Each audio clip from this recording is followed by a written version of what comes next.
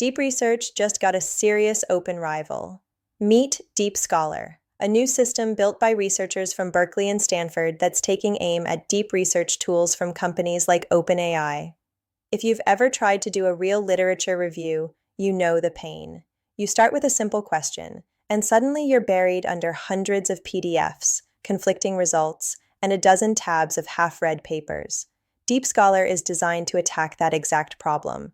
Instead of you manually slogging through articles, it can read and synthesize hundreds of papers for you, and it claims to do this roughly twice as fast as some existing deep research tools. Here's what that means in practice.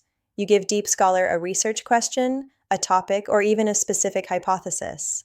Behind the scenes, it pulls in relevant papers, scans through methods, results, and discussions, and then generates a structured synthesis. Key findings, areas of agreement, points of disagreement, and where the evidence is thin. The headline is speed, but the real value is synthesis. It's not just summarizing one article at a time, it's trying to connect the dots across an entire body of work. Because it's free and built in an academic context, Deep Scholar also shifts the accessibility equation. Powerful deep research has mostly lived behind paywalls or in expensive enterprise tools.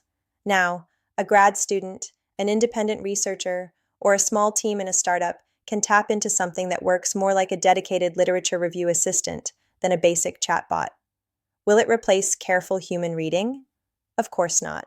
You still need to check sources, look for bias, and judge which studies actually matter. But if a tool can scan hundreds of articles at 2 times the speed and give you a high-level map of the landscape, you can spend more of your time thinking instead of just hunting. Deep Scholar is a signal of where research is heading. Open, faster, and more accessible. And as tools like this evolve, the real advantage won't just be having access to information, it'll be having an intelligent assistant that can help you make sense of all of it.